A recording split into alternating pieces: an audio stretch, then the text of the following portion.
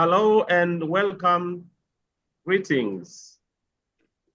This is Global Peace Studies for Sustainable Development in Africa, where we discuss pertinent issues of peace and sustainability around the world and across Africa.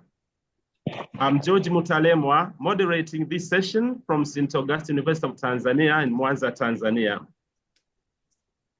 On behalf of the Africa Peace and Development Network, MAMA, I warmly invite you. Our theme today is climate change, conflicts in grassroots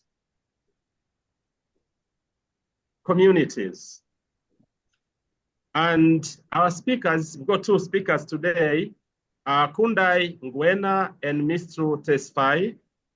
Kundai Ngwena is from the Africa Union's Center for Governance, based in Zimbabwe. And MistruTesfaye is from Peace First, Ethiopia, joining us from Addis Ababa. Today, we are discussing climate change in the shadow of the passing of Pope Francis, a champion of peace building and environmental justice. Please let us observe a minute of silence in his honor.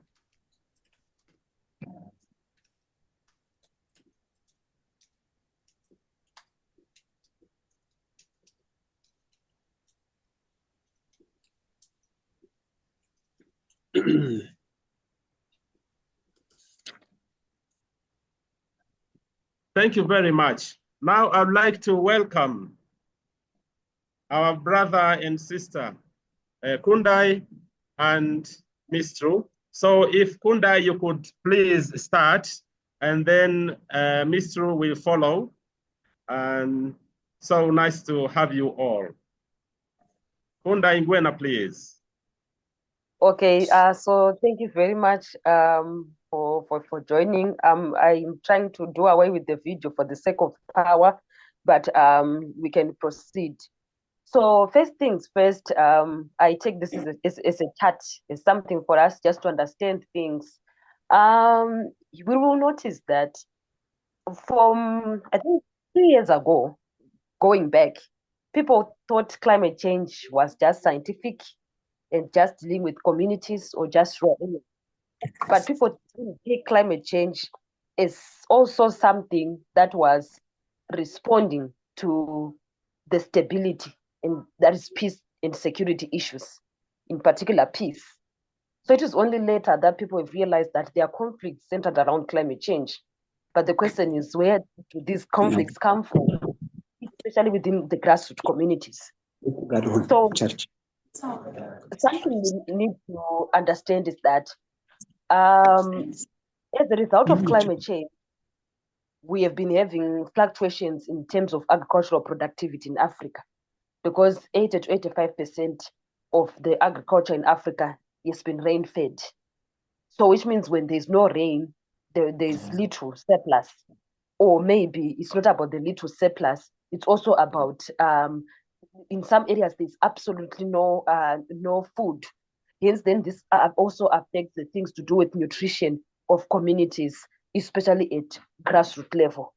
Because remember, that is where they are relying mostly on agriculture. If we have food crisis, somebody from the urban areas, they can go to work, they can buy. But for somebody in the urban areas, but for somebody in the rural areas, remember, they don't have money to be able to buy. So there comes the first point of conflict. That is what I've loved to term food conflict. Because if there's a drought, there's hunger. And we have these donor or humanitarian people or sectors or entities or organizations that bring food to the rural areas. But when it comes to its distribution, there's that conflict, or there's those issues that do arise that destabilizes peace in communities, because there's the survival of the fittest when the food aid is brought to communities. And this has been witnessed in a lot of grassroots communities across Africa. So you find that where there's the survival of the fittest, the weaker vessel is the one that suffers. And in most cases, the women, the children, they're the ones that suffer. or those that are able-bodied. In some communities, there will be what they call these huge men with the muscles, like Goliath and David story, and they call them bouncers. So these bouncers now, they tend to get the food and then say, maybe if you want this food for your family, you will need to sleep with me, or they will actually rape the children. So which means what is at stake now? The children and the women, they tend to fear those heavyweight men who will be around in terms of distribution of the aid. So that now destabilizes the peace, and it destabilizes the way the community is supposed to be functioning or is supposed to be run. Now we move to a point where we have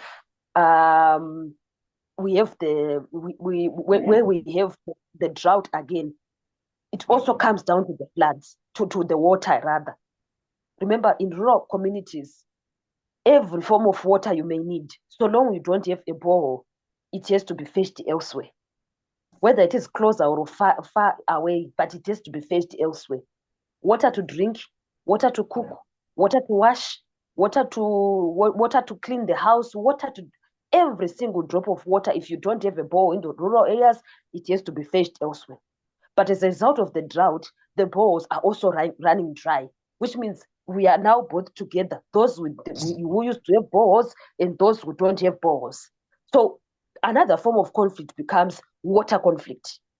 So now this water conflict, people tend to run or rush or move longer distances, either with the wheelbarrows where they have to carry the water, or they carry the water on their head and so on. They have to move far away. And when they move far away, the water is scarce. It's again survival of the fittest. Who is first there, or who is last there, or who knows who, or who is maybe stronger than the other. So because of that little resource, they tend to fight for that little resource. And when they fight for that little resource, that now becomes a challenge.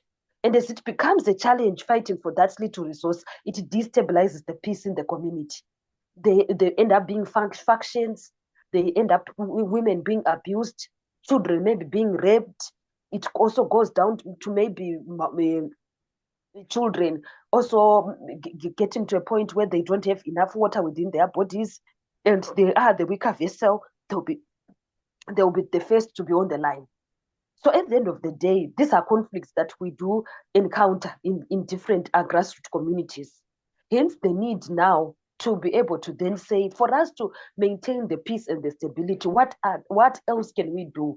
We need to look for alternatives such as these alternatives can start from community level right through to the government level. We need alternatives, like, for example, in terms of climate adaptation, we need women or children to be able to invest more in drought resistant crops, so that at least they will have something to feed at household level, because the donor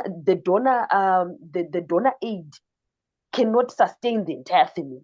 It cannot sustain for a long period of time. It can only sustain maybe for a short while. So for the sake of sustainability now, in terms of food security, we need to be so secure from a domestic, which is the household level. So the good thing is some of these short-term crops, they can now be converted to flour, and people can make bread. We have millet, we have sorghum. We also have these drought-resistant trees like the baobab tree, which now can be converted for us to have baobab coffee or baobab flour. And this can actually be used to aid towards food nutrition for the household. Then we also have, when it comes to fetching water, people now have different ways and means, like your water harvesting, where they can, or maybe where they can have different unprotected wells they can have around the communities, and so on. So these are some of the now initiatives that can be adopted at community level, as well as at national level. In my country, they also introduced what they call Fumvudza, which is a mitigation and adaptation strategy towards food security. They've also introduced community gardening, which was also assisted to make sure that community are in their own space, they are actually food secure. Oh, I think I've now lost.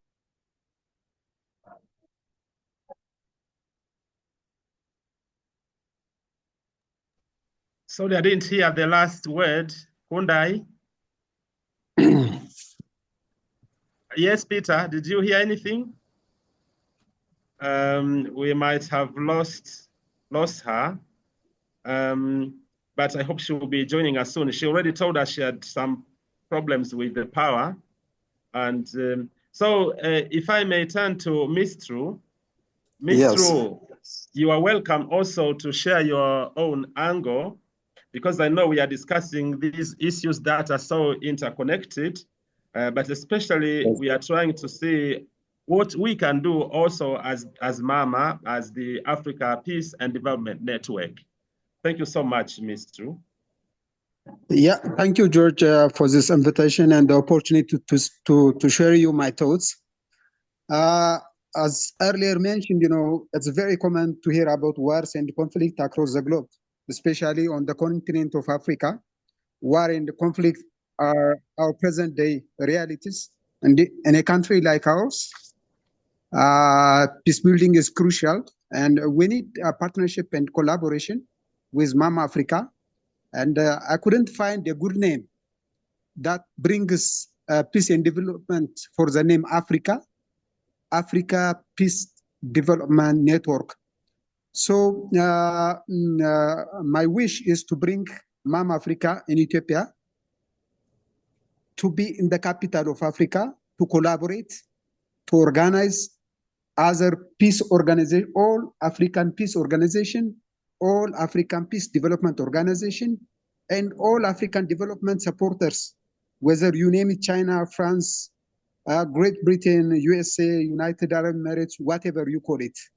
So there must be a unity between Mama Africa, all peace organizations and all development organizations based in Africa must be work under the umbrella of Mama Africa, because our mutual goal is Mama Africa to grow for development. So as mentioned from Kundi, climate change is our common thematic area. Besides promoting peace promotion and development,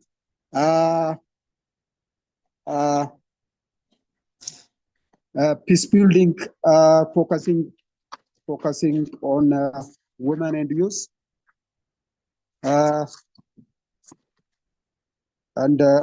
actually peace building projects at national or regional level focus on women and youth, and also climate change, because you may heard one word that from Ethiopia we are hit by droughts. And every 10 years, drought is attacking us. And now currently 26 million people are searching for food because of the drought. And the rain are not coming on the expected time. Sometimes it comes soon, sometimes it's late. So we have to cooperate with this kind of work together. So in my opinion, let's first Mama Africa for a meeting with key stakeholders in Addis Ababa to design a common goal of all African peace organization can do together. That can be contribute tangible impact for the African Union Agenda 2063 peace and security.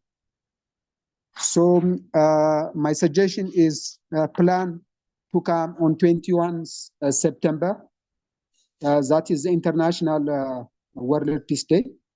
To plant peace through tree planting as a gesture of all future combined effort to show the world how we are serious establishing all peace and development organizations decide to work together on a better Mama Africa.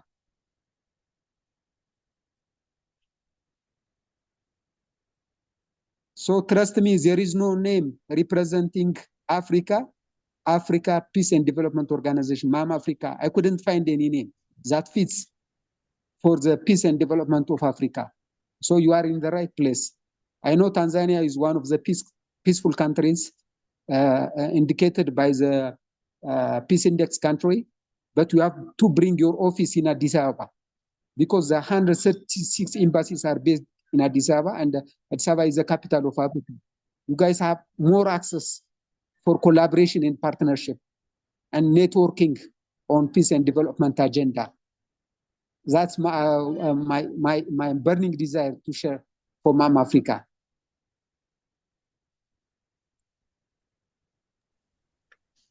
Thank you so much indeed, Mistro, for this kind invitation and the kind words towards Mama. Yes, I also like the name. So yeah. What more can I say? And so I hope that Kundai will be joining us again if she has access to power. And so we thank you so much, Mistro, for your presentation, for your brief introduction to the idea that you have, and I find it as a noble idea, really, that we need to pursue. And for sure, we accept the invitation. And I think it's now a question of planning, you know. Yes. And yes. So now, yes. Okay, Donna Pido, you're welcome. Thank you, George. I just want to point out something before it goes any further. And I just forgot the name of the Ethiopian gentleman who was speaking, and I applaud him for wishing to have the capital of Africa in Ethiopia, and I assume he means Addis Ababa. I just want everybody to bear in mind that Addis Ababa is at 9,500 feet above sea level, and people who have sickle cell anemia, which is a common genetic disorder in Africa, cannot go that high. They end up in the hospital. I know from experience. Okay, I don't have sickle cell, but I have something just like it. And I nearly died in Cochabamba, Bolivia, which is only at 8,500. So yes, Addis Ababa by all means, but 10 or 15% of the population of Africa can't go there. Sorry. All right. Thank you so much for that comment, Donna. And maybe Mr. will have something to say about it. And Richard? Yes. Thank you so much. Good afternoon from Ghana. My area too, I think we have a power cutout, but I think I can manage something. Please, can you hear me? Hello? Yes, yes, yes, we hear you, okay. Richard. Yeah, thank you. If I issue about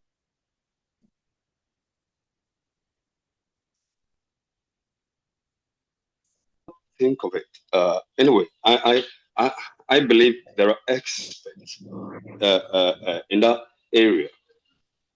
But my idea is, how do we treat the environment, your neighboring environment?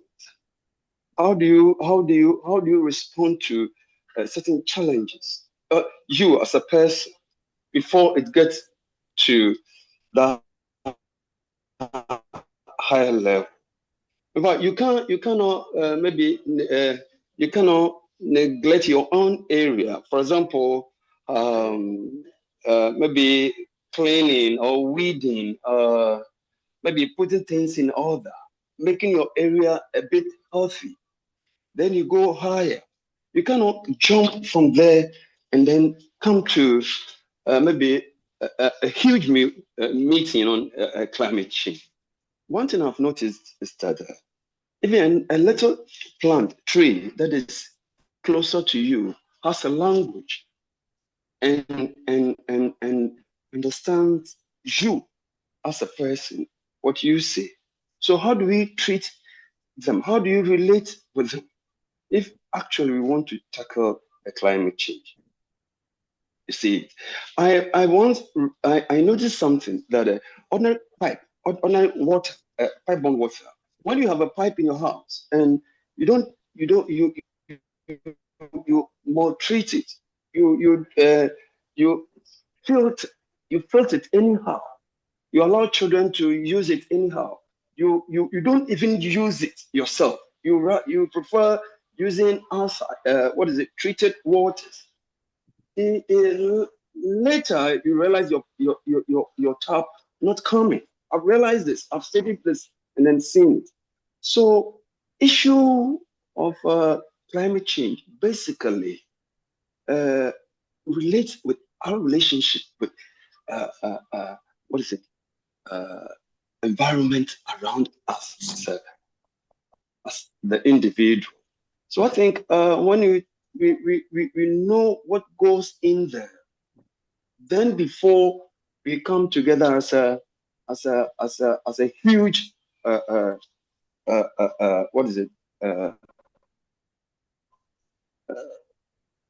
people to solve an issue of that. Then another one too. He was talking about Mama peace development. People don't. It's not being heard. We started not long ago, and if I am to tell you what I've experienced from peace building, Mama, I don't know. At times I realize who has been picking my email, who has been taking my numbers. You see it. People are reading, people are listening from YouTube and other IT accesses. So bit by bit, it's going to come into a limelight. Maybe I just recently asked to sign response something within the AU. I said, hey, just now. So it wouldn't be long that as we wish to see our institute going high. Thank you. Thank you so much indeed. And let's turn to Janet. Janet, you're welcome. Thank you, George. I missed you all. I had little difficulties in the past month, even a vacation. So I'm so glad to be back and to see you all and be part of these really important conversations. And I just especially want to thank our two speakers, Kundai and Mistro, my pronunciation, because I'm just writing on what peace. I'm the education director of the International Institute on Peace Education, and I'm writing about what peace education can do. And Kundai, you started with exactly my question. Is it just for engineers? Is it just for scientists? No, we have normative thinking and agency to act for peace and climate crisis. And at the same time, I think Richard is implying it when he says, what can we individuals do? Well, that's part of the question, yes. And on the other hand, we're lacking the leadership. And we have this problem, leadership turns quickly to extraction and corruption rather than real dedication to coordinating individuals and groups solving the problems, especially across areas. So I so appreciate what you're presenting. It's absolutely timely, and I think the whole peace paradigm needs to be changed to what I call an ecological or socio-ecological relational paradigm for peace, because I think we really This group, for example, exemplifies trying to meet together to share and work, share information and exchange in a relational way that can move forward our whatever efforts we make towards saving ourselves from extinction. Thank you. Thank you. Thank you. Thank you so much. So if anyone wants to elaborate more on those issues, like how can we have government help? How can we have individuals? What can we as individuals do? And how should we change our thinking about what peace is so that we can be active agents for change?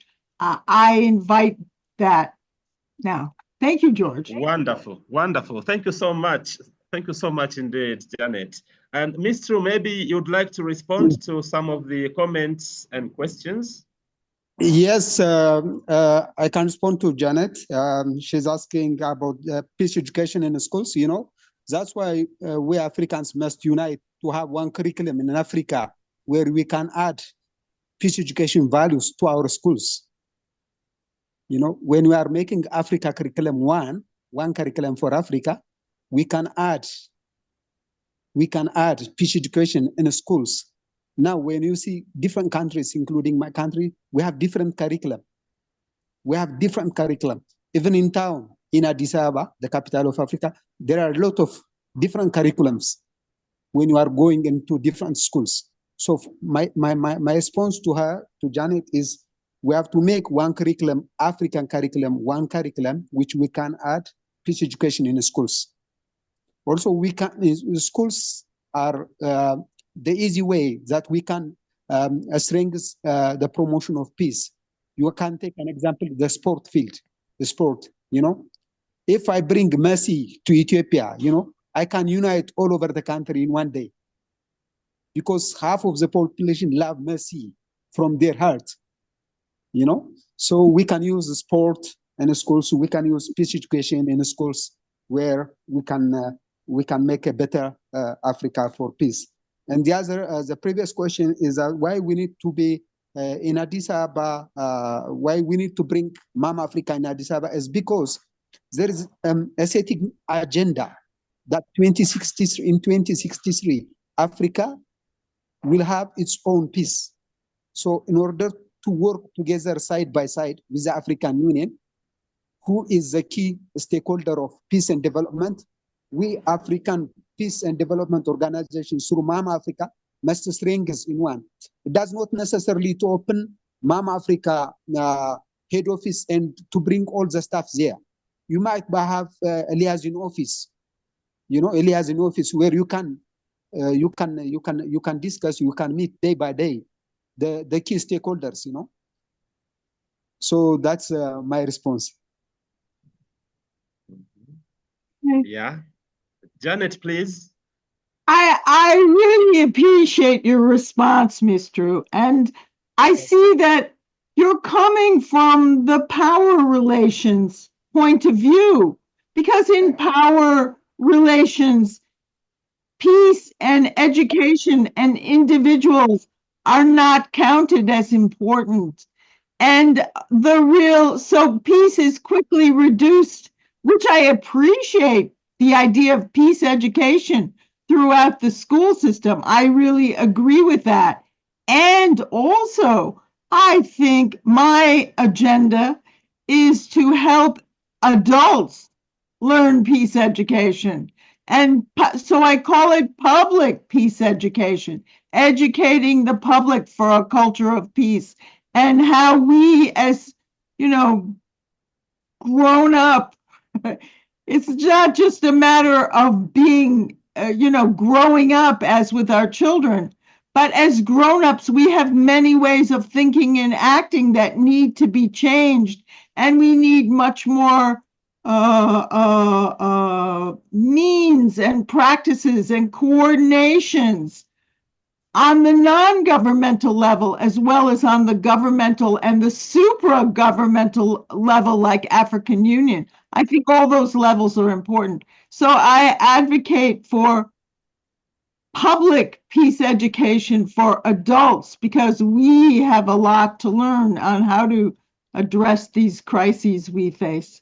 So anyway, I'm on your side, Mistru, and I appreciate what you said. Thank you very much. Thank you so for letting much. me go again, George.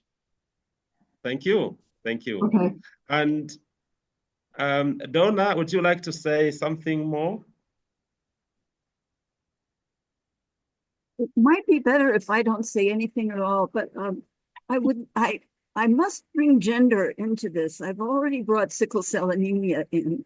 And I'm going to go back now for a moment to 1994, when I served on a survey team that was looking at the results of Swedish interventions for public sanitation in Rift Valley province, which, as East Africans know, is our largest province. Rift Valley and Eastern Province, which is the second largest province in Kenya. And what we discovered in several places was that when people ran out, that people had roof catchment water storage systems, and they were storing rain runoff in tanks. And when the tanks went dry, the men wanted to take their cows. When the domestic tanks went dry, the men wanted to take their cows and water them at the communal tanks of the whole community, which meant that the women and children would have been left without water, just so that the men's cattle could drink for a day or half a day. And I'm pointing to the Maasai system that requires everybody to help everybody else. But the question that I raised at that time and wrote in my report was, where, if I didn't mention peace, but that's a new thing for me. Where is the peace when the people in power who can tell women to shut up and go away take the water away from the women and the children to make sure that their cows get a drink for one day? Where is peace in power relationships? And Mistru, you are visible only from the nose up. Can you possibly position yourself so that we can see your whole face? Do you know that? I'm seeing your ceiling and the top of your wall. There's the top of your head. It's very nice. Uh-huh. A little higher up, yes, that's better. A little higher up, Mistru, yes, that's fine. Excellent. Yes. Yeah, Okay. thank you so much, Donna, for bringing that up. Thank you. Thank you so much. Yeah, And maybe, smiling. would you like to respond to Donna's idea? I didn't get her question exactly. Oh, maybe, Donna, would you like to kind of rephrase it? I didn't ask a question, Mistru. I reported a series of experiences that have to do with identifying peace in a bi-gendered social setting, where you have males and females, and the males can order the females around, and so they take the water when the water is exhausted and feed it to their animals, not their wives or children, but their cows and goats and sheep. Where is peace in that? That's my question. Who defines peace? Donna, I just sent you a message and I would like you to read it, please. Thank you. Okay. Are you telling me to shut up? I will. No, that's not what I'm saying. I'm saying is reflect on what you're speaking about before you speak, because you're a guest here, you're a guest in Africa. These meetings are to discuss critical issues in Africa. And I've been in Africa longer than you've been alive. Okay, well, I'm African. Married to an African. It doesn't really matter. Either way, you take up a lot of time in these meetings about your comments that always relate back to you. Is your validation necessary? Is your white savior complex necessary in these meetings? Where is my white savior complex? All right, so I think we find a way to deal with that. I know that everybody is entitled to their own opinion. And so maybe Peter, help us to connect the dots, and then we will turn to the others. Sorry about that. I'm the last one to connect the dots, but I want to call attention to the electric atmosphere around the issue of peace and direct present conflict. I'm not concerned with what the conflict is about, but the conflict itself is not a problem for me. I don't think it should be a problem for anybody. But the conflicts that we're really talking about are systemic violence. As Galton, who was, I think, a co-founder of this meeting, pointed out, we try to deal locally with violence that is not local, but it destroys us locally. We're compelled to think locally and act globally, which is backwards. We need to think globally and act locally.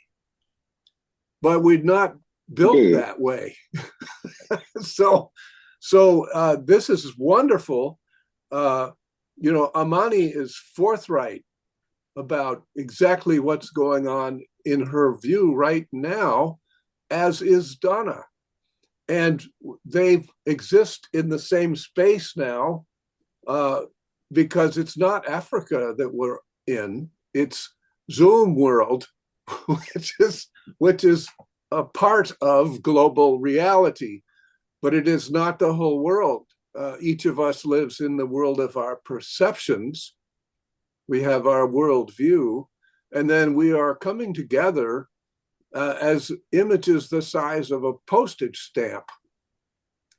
And our brains, confronted with a face that is probably closer than is comfortable most of the time. If you were with me now and this close to my face, you might feel invaded.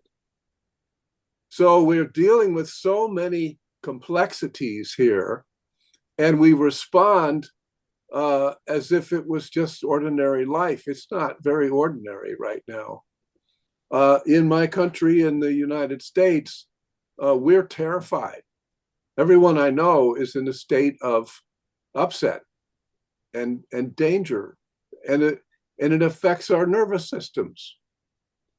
And so I just wanted to bring that to attention, that reality and life and what we're talking about is with us now, right here, wherever here is. This created reality we are creating together right now in this very strange way. Okay, I'll shut up. Thank you so much. I'm enjoying this very much. Thank you so much, Peter. And Eliseu, please, and then we go to Evelyn. Eliseu.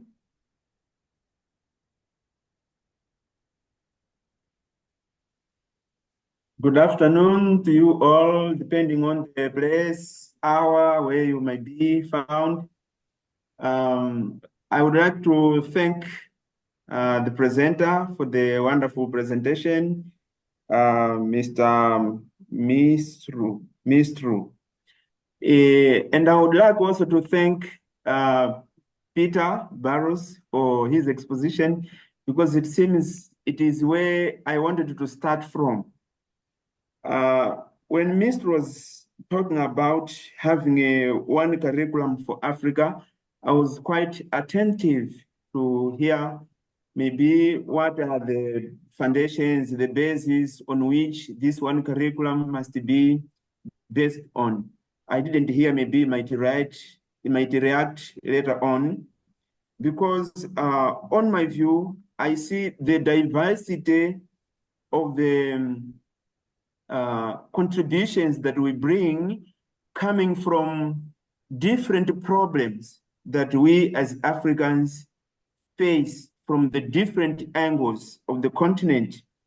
For example, we have West Africa, with its own problems and reflections on kind of solutions. East Africa, Central Africa, Southern Africa, all of us will bring different point of views, sometimes maybe one problem, but which manifests itself in a different way.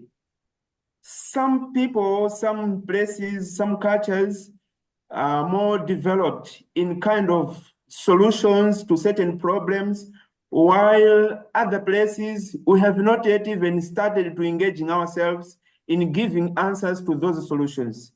And so we are diverse. Africa is diverse, the world is diverse. So my question is to insist on this point, which seems to bring some interest in me. How could the one curriculum for Africa look like? What kind of problems should it solve? Because the problem, education has got an objective, which is to prepare people to make them able to solve, to respond to the environment where they live. So this one curriculum should solve what sort of problem exactly? Does Ethiopia have the same problem like Mozambique's? Is Nigeria having the same problem like South Africa? Is Tanzania having the same problem like Zimbabwe? So how could one curriculum be? It's just a question, maybe if you could give maybe some more insights on this point. Thank you. Yeah, thank you so much for that very important question. And I'm sure we are going to respond to that. And may I turn to Evelyn now? Evelyn, please, you're welcome.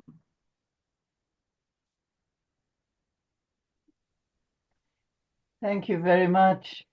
I guess my comment also now follows on and supports the comment from Elisu, and also particularly the question of a practical way of unifying a curriculum might be, and I just throw this out as you all know, my particular interest in peace is in promoting the culture of peace, is to support peace professionalism as defined by an individual where the values motivate effective peace building and the skills enable effective peace building.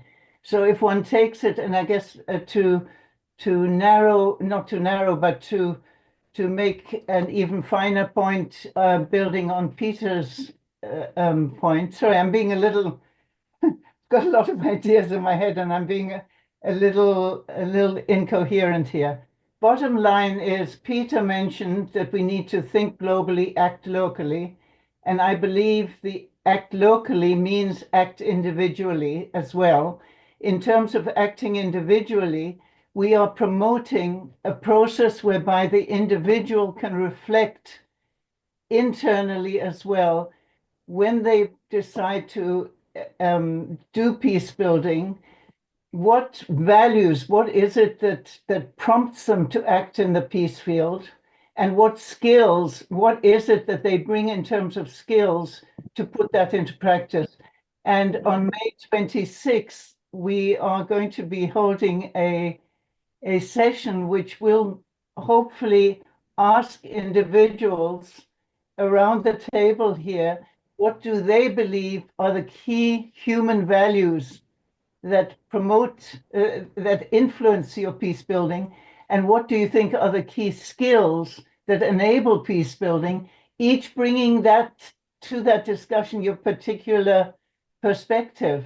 And in terms of the curriculum, it might be, the curriculum might be to the individual, to the student, to look at precisely that question, because whether I'm looking at that question in Ottawa, Canada, or in Dar es Salaam, I'm a human being bringing values and competencies to the field. So my question would be, do you think that coalescing it into the individual value competency for addressing peace building might be a starting point for a common curriculum? Sorry about the many words. I hope the question is clear. Yeah. Thank you so much indeed, Evelyn, for that comment and question. And now I would like to turn to Afiz and Mary, and then we ask Mistru to respond to some of the questions here. Afiz, please, nice to see you. Thank you. Thank you.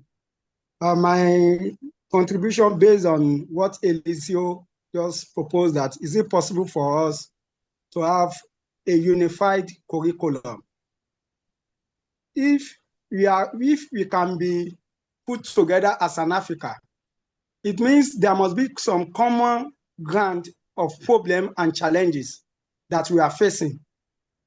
If the whole curriculum cannot be unified, at least some areas that we have common challenges and common problems, we can channel the curriculum towards that. Because if we want to throw out unified curriculum, we need to ask ourselves, what is the essence of African Union? If we think that the organization cannot solve African problem, and we need to ask further that what is the essence of ECOWAS for the Western Africa, if they think they cannot solve their problems or they think they don't have common problem. So the question is a deep, very, very deep way of responding to, because we need to see what makes us to be Africa and what are our common problems and how can we resolve this. So with this, if you can look into this, we should be able to see at least one unified curriculum that will try to solve African problems on a general note. Thank you. Thank you so much indeed, Afiz, for that wonderful comment and direction. I really also agree with you. Mary, please.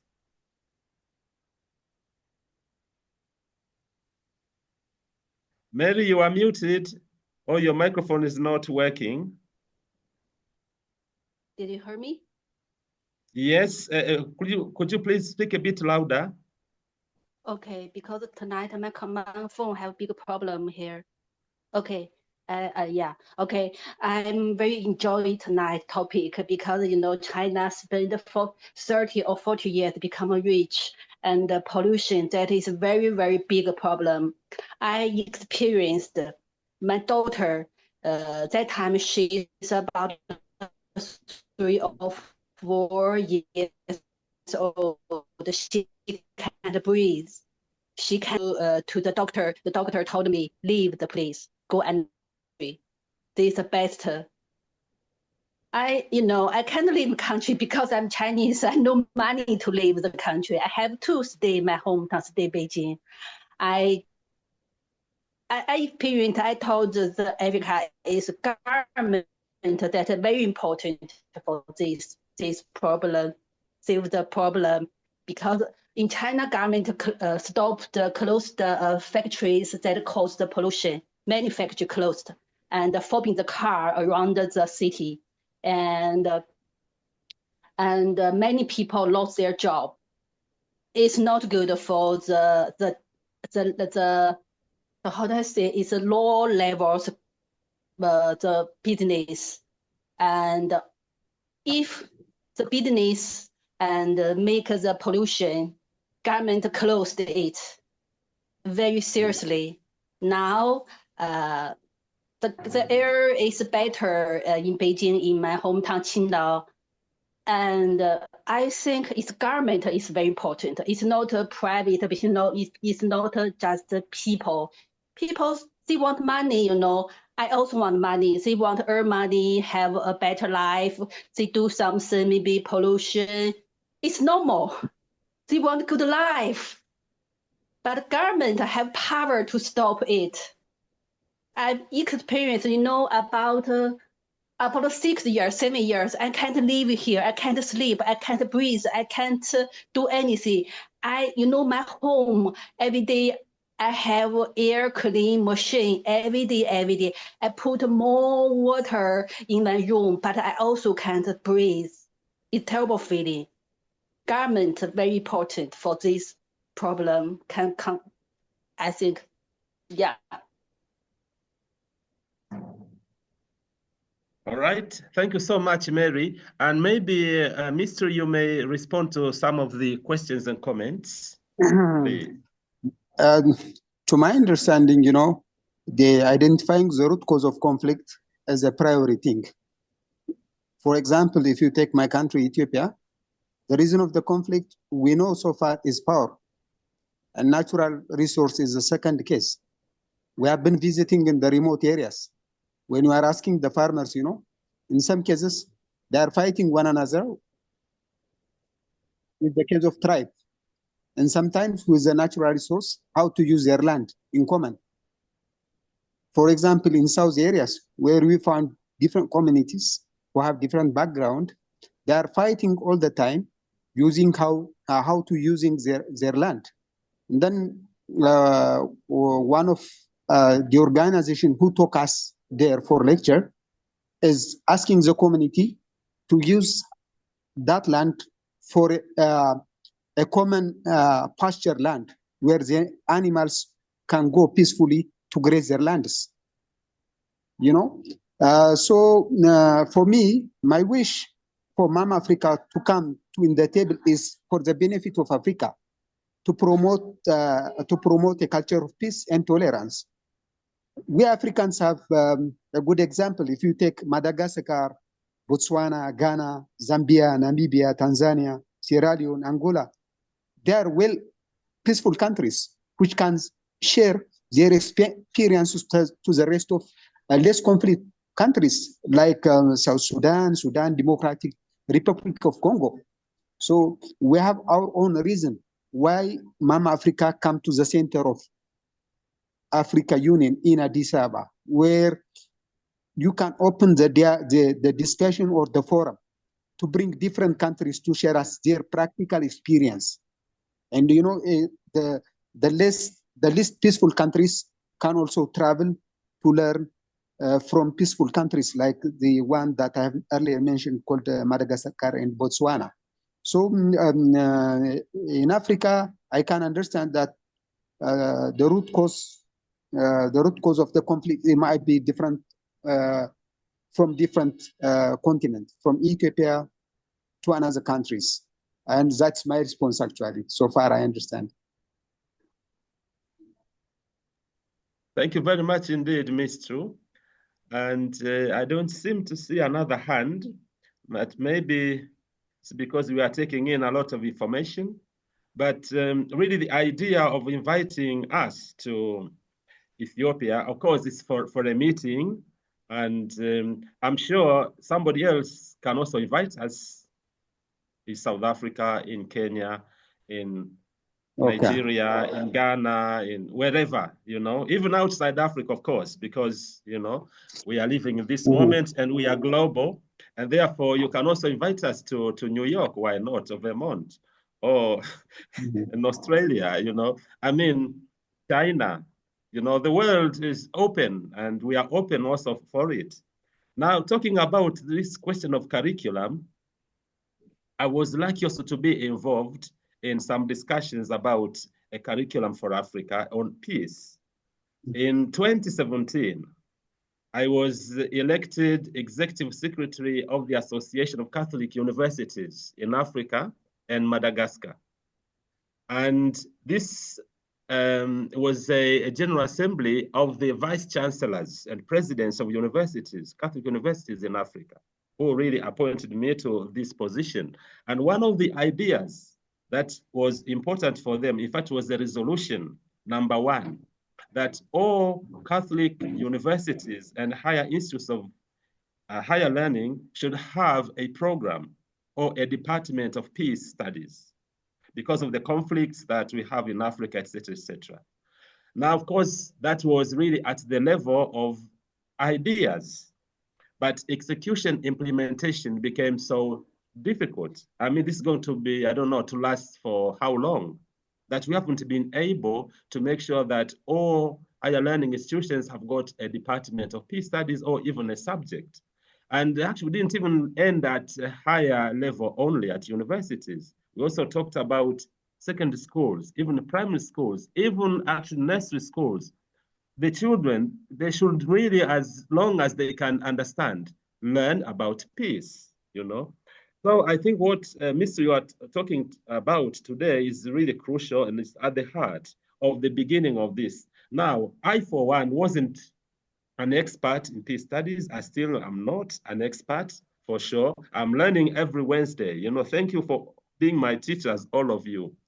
But when I got this idea of mainstreaming peace studies across African universities, I didn't know exactly what to do, but I knew somebody. I knew Professor Egon Spiegel in Germany because I had worked with him. So he was the first person I called.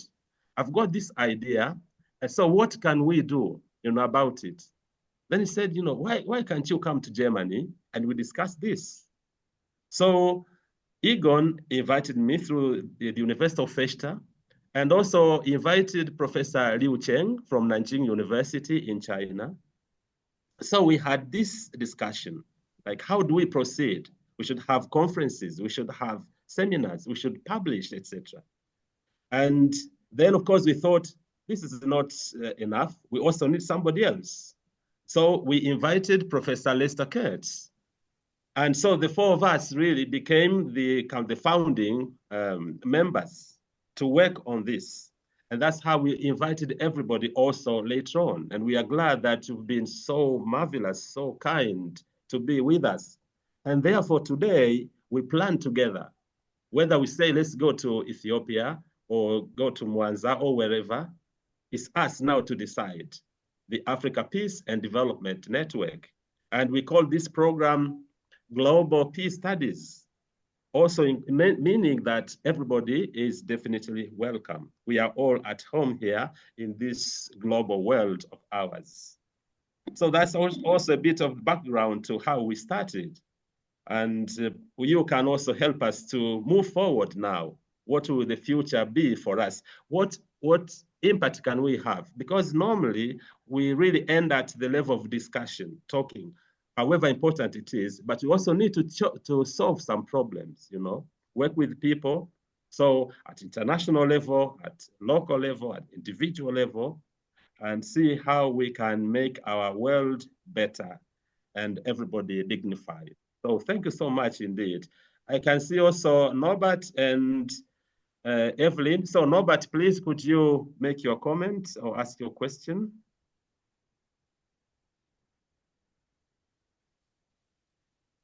Norbert, you seem to be... Oh, let me check. Yes?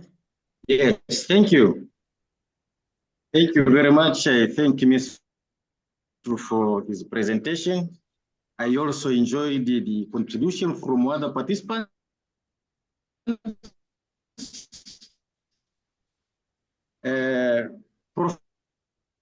Professionally, I started as a team, has got a purpose. In Africa, in order for this to work, to have a unified curriculum, we must know exactly what do we want to address.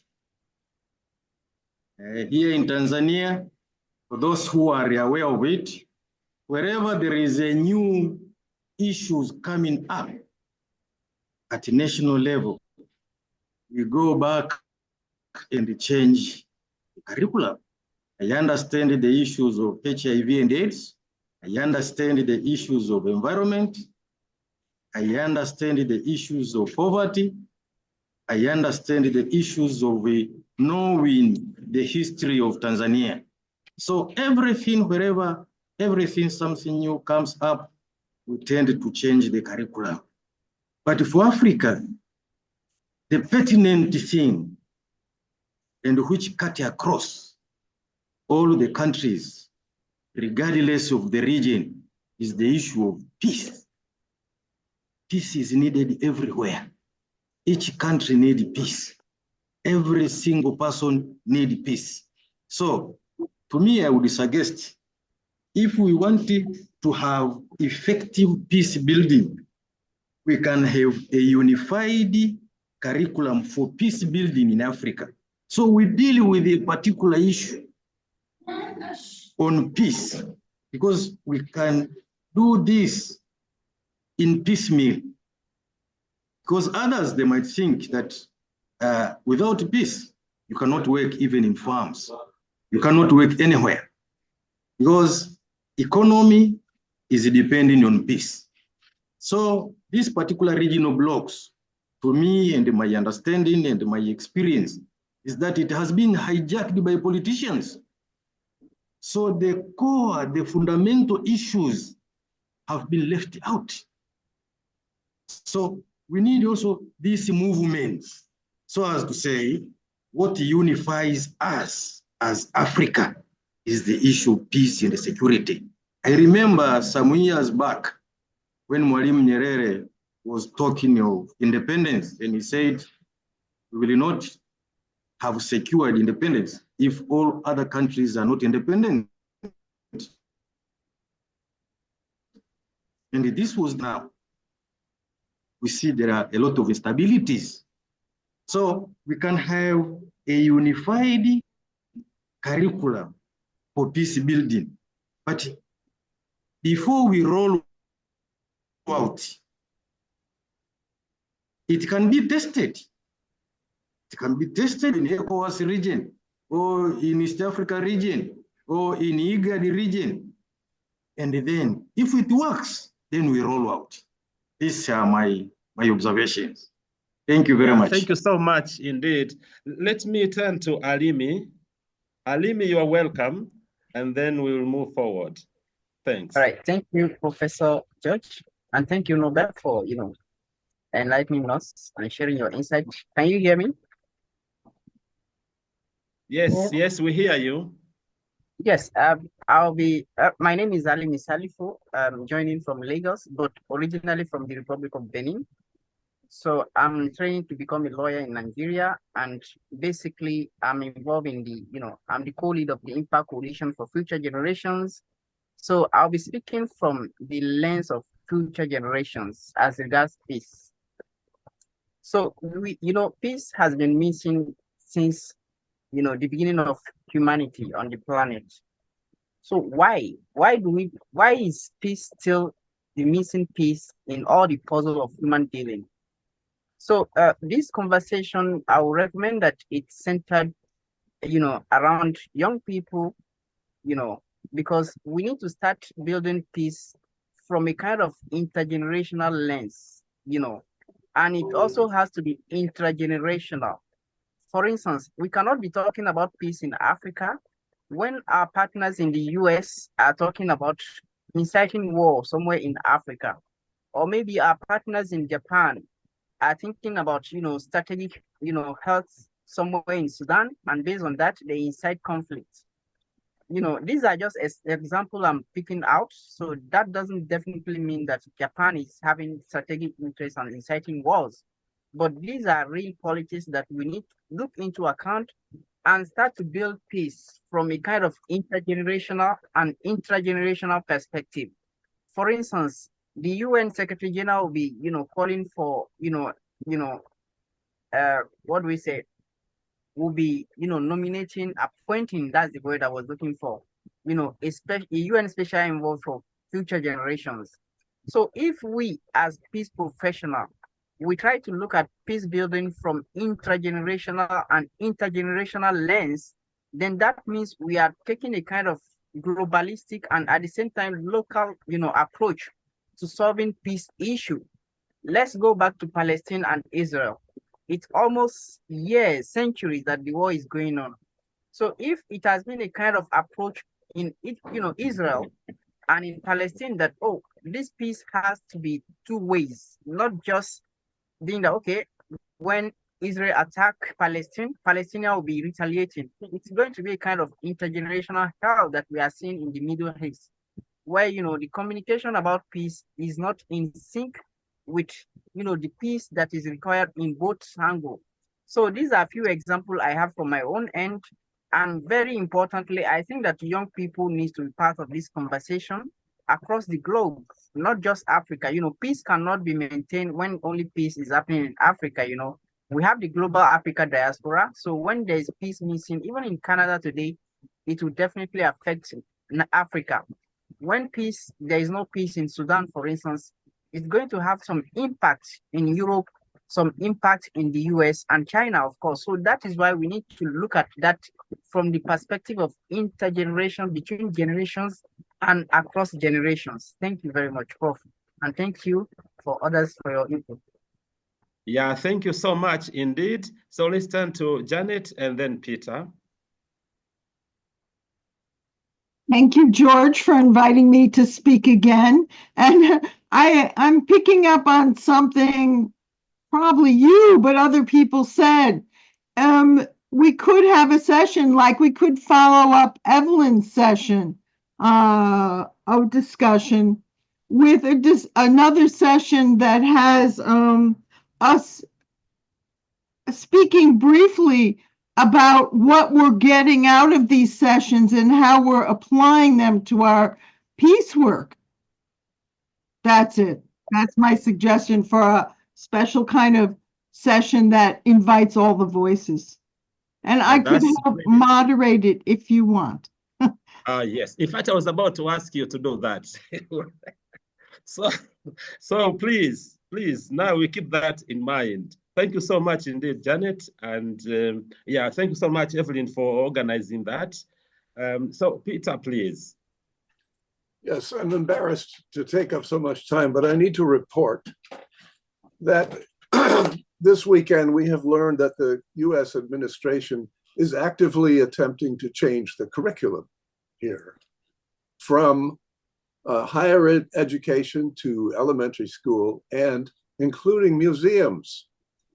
They want to remove Black history from the museums, from the Smithsonian and other, and particularly Black museums. They are changing the history curriculum in schools. They are saying that these that courses they call things like critical thinking, which are about the real Black history in America of slavery and so forth. They're saying these courses are illegal, and they're saying they're illegal under the Civil Rights Act. There's been a couple of Civil Rights Acts, but the Civil Rights Act that forced schools to include Black history and Black issues, they're saying those are discriminatory. So they're applying the civil rights movement's great victory of compensating for centuries of discrimination, and applying those laws backwards and upside down to eliminate the past, to erase our memory. So the point is, changing curriculum is actually a very big issue now, and it is being assaulted from the most powerful nation on the planet. Thank you. Thank you. Thank you so much indeed, Peter, for that information. And now, Mistru, would you like to respond to some of the questions and comments, please? I think one of our African solution to our problems is to focus on African culture and peace resolutions. And related to poverty, we have to focus to eliminate the drought that's causing water scarcity, food insecurity, disruption to livelihoods, resulting in raising food prices, increasing malnutrition rate, and migrating people from one area to the other. So let's focus on Africa, who are experiencing the good peace culture, as I earlier mentioned, to Madagascar, Botswana, Ghana, Zambia, Namibia, Tanzania, Sierra Leone, Angola, to the rest of least peaceful countries. And we Africans know that there is no important wealth in the world except peace, and there is no development without peace. In my place where I born, I saw many companies, many European companies who are investing their money to grow roses, to improve agriculture, are now living and back to their home. We cannot bring a single of development in the country unless we are securing our peace. So it is time for us to learn one another and to strengthen our peace together. So that's my idea, Dr. George. Thank you so much indeed, my brother Mistru. And somebody else with a question or comment? You wanted to say something, Evelyn?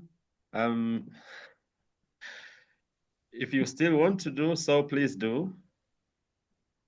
I guess the only contribution I wanted to make is that on this platform, we have people that are experts in peace education. We also have experts in what's going on on the ground in Africa. And is there, in terms of your point, George, of moving from a discussion to action, is there some value in an email exchange, or I don't know how you would organize it, where everybody that is part of the network simply, where a peace educator or the peace educators draft what they believe might be the beginning draft of a universal curriculum for peace, because many of them exist in other areas that might be applied or adapted by an African peace educator, and that having seen that, people on the network feed into that draft if they have additional ideas, and that ultimately Mama might present that to a transnational meeting, organization, structure, whatever you might call it. So I was just trying to think of a way of moving from the discussion to a product on the assumption that it's easier to have a decision maker adopt an idea if they actually see something in writing, and that may or may not be relevant. So that's what I was going to say. Yeah, brilliant idea. Thank you so much, Evelyn. We are going to think through that and see how we can operationalize it together. Richard, please, if you may proceed, and then we'll ask Mistru to. Yeah, yes. I had, I think, several barriers or so saying in America, they want to erase the history, especially on slavery, Black and other monuments that stands for Blacks, or maybe that yes. I have seen it in a different way. I don't know whether it's a conflict. It's a what is it? I don't know whether it's a political conflict resolved. There is a conflict evolving as well. If it's a conflict, yeah, then I may say it may be a mistake, and it will go nowhere. Because if Africa, or even if my country, Ghana, decide to also redraw something like speaking of English, UK,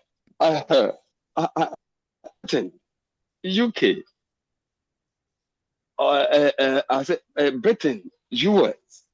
In fact, people will suffer because I would wonder someone speaking to you and you don't understand it at all. So if they will restructure historic, monuments, it shouldn't be maybe black or no, it shouldn't be discriminatory. It should be unified, union. It should be either white or black. But if it is it will shock you, in Africa, we also not speak English at all. We know, right? English. All right, Richard, thank you. You are actually It's breaking, a good so idea, we couldn't get much of what you are saying, unfortunately. But I think your point was made. And so we are now close to, I'm trying to see whether when we there's a meet question in chat. Thank you. Yeah, thank you so much. You know, somebody brought in a question of gender, but wasn't really, I think, addressed. And it was actually also Kundai, the first speaker, you know, mentioned how women and children are suffering as a result of that. And definitely we need to take, you know, everybody really on board, and especially those who are, you know, marginalized, those who are oppressed, those who don't have, you know, means of, you know, even livelihood, and water shortage, you know, scarcity. All these things really we need to bear them in mind because they affect really peace.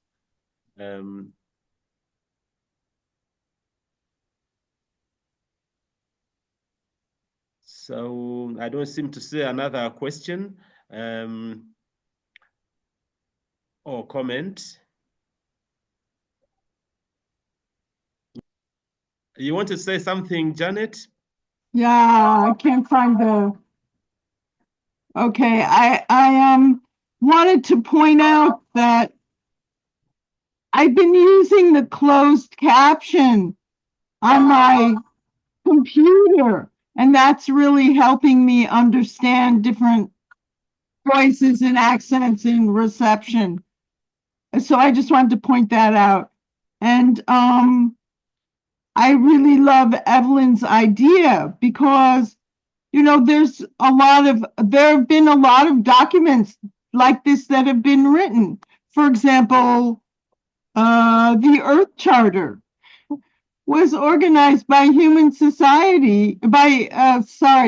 society, global civil society, with different groups putting in. And there's ways to use a kind of framework that, you know, you just start with the framework that can be, even the framework could be modified, but the framework can elicit comments and insights from different regions of Africa, different people wanting to say something, you know, that's particular to their region or to their, like you said, Norbert, there's the challenge of the decade, you know, that are rolling up, but then what's underneath that? And you can have a document that's layered to address that. I mean, the Millennium Goals, for example, are something like that. So there are different kinds of working documents that could be used as models for a kind of collaborative discussion. So I think we have all these different voices here, which is really interesting. And we have also all different skill levels of presenting, explaining.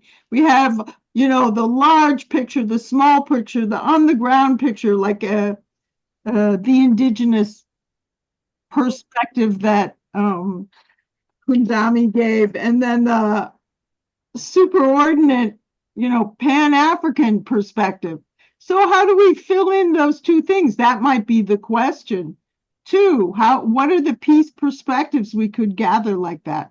Anyway, so I'm interested in contributing, supporting that project if Someone else has to organize it, though. That's not my specialty. Thank you. Yeah, thank you. Thank you so much indeed, Janet. Evelyn, please. Yes, thank you. I'd like to just make reference to a tool that was adapted when I worked at the Canadian International Development Agency. In interactions with women in Kenya, they adapted the tools that were developed by Harvard and Sussex around gender disaggregation analysis of situations. So I'm just going back to the initial presentation and just saying that in Kenya, they were very successful in adapting this to their context and ultimately engendered the Kenyan budget. Now, this was in the late 90s, so I've lost touch with that, but I believe there is one African tool that might be very useful for people to explore in analyzing the issue of gender roles. And what was particularly, I'll give you a Latin American example that initiated this discussion in Kenya, which was where a community that was very dependent on llamas was receiving an integrated project funding, and they did a gender disaggregated analysis and did not go deep enough. So they did not realize that they thought the women were just weaving the wool from the llamas, and that the men were the ones that were taking care of the llamas. But in fact, it was the women that that cleansed the llamas. And because they did not take that very important step into consideration in the training, the men did not understand that you could only wash the llamas at a certain temperature or they would die because they would get the equivalent of llama colds and flus, and the llamas all died. So that the understanding was how to disaggregate not just male and female, the roles they play, the reasons for those roles, and also to build on Alimi's point, the intergenerational aspects, because it's, the older male and the younger male and the child each has a very specific role. So anyway, Kenya has had this tool, and I have no idea where it has gone, but it was very useful for them. And they adapted it to their needs. Wow. Thank you. Thank you so much indeed. Actually, I saw Amani. I thought you wanted to say something because we are told now we have to consider the youth and in peace building. And I just wanted to find out from you, your thoughts about, peace building, especially as regards also, climate change challenges, and how would a young person today respond to that? Of course, you may say something about it if you wish, but also you can think about it maybe for next time.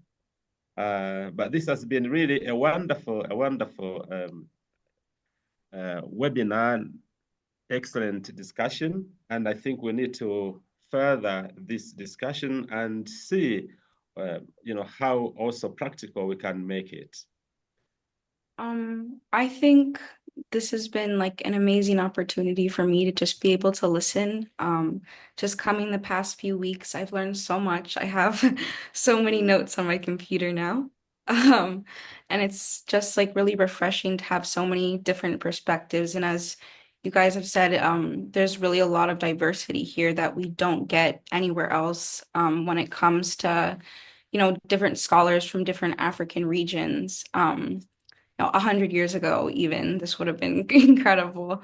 I do, the past few meetings, I've kind of felt the same way where, a lot of these issues have such like strong roots in colonial ties, where a lot of the issues that are faced today in Africa still come from colonialism, and the version that still exists today, which is capitalism, that perpetuates the same systems of violence over and over again across the globe. And yeah, I'm willing to help in any way I can in terms of, social media. If you guys need anyone to, make a poster, anything, I'm willing to help. And I also want to apologize for earlier. You know, I don't normally yell. My name is Amani. But I do feel very strongly about these types of spaces. They're so special.